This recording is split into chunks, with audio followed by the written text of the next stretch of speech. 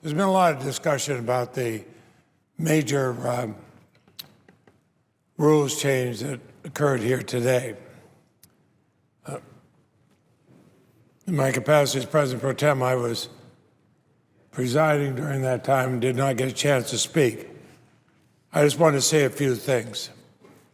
In the 4 decades I've served here, I've been here with both Democratic majorities and Republican majorities during Republican and Democratic administrations. And we've had moments of crisis where I worried that our political differences outweighed the Senate's common responsibility, and yet we were always able to steer our way out of trouble. Majorities of both parties have come and gone. But I've never lost faith in our ability to see ourselves through the divisions and do what's best for the nation. But in the past 5 years, it's been discouraging. Ever since President Obama was elected, Senate Republicans have changed the tradition of the Senate, an escalating obstruction of nominations. They've crossed the line from the use of the Senate rules to abuse of the Senate rules. In fact, the same abuse recently needlessly shut down our government at a cost of billions of dollars to the taxpayers and billions of dollars to the private sector. But let me speak just of the judicial branch. I think it's a real threat to the independent judicial branch of government. As chairman of the Judiciary Committee, I worry that the Republican obstruction is damaging our ability to fulfill the Senate's unique constitutional responsibility of advice and consent. They have used these unprecedented filibusters, and they are unprecedented, more than any time that I've served here.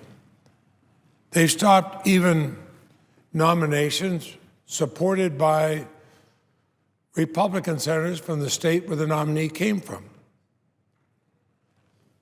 They forced cloture to end filibusters on 34 nominees, far more than we ever saw during President Bush's 8 years in office.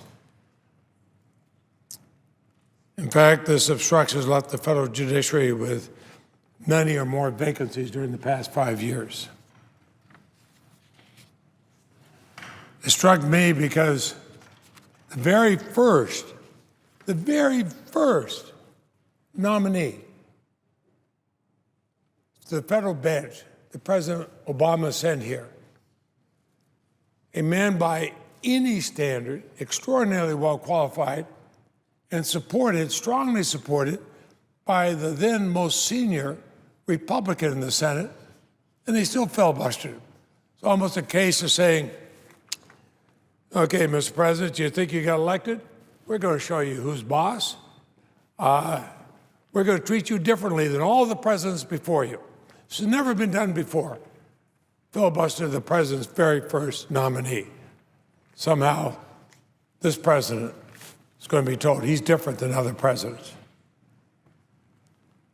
Now he's in the trial court. I use an example of that. During the 8 years that George W. Bush served as president, only 5 of his district court nominees received any opposition on the floor. That's over 8 years. In just 5 years, 42 of President Obama's district court nominees have faced opposition. Majority Leader had to file cloture on 20 of them. We all know what's happened here in the D.C. Circuit. Uses one example, the Senate unanimously confirmed John Roberts by voice vote to the 9th judge on the D.C. Circuit, a time when caseload was a lot lower than it is today. He was confirmed unanimously. No Democrat, no Republican opposed him.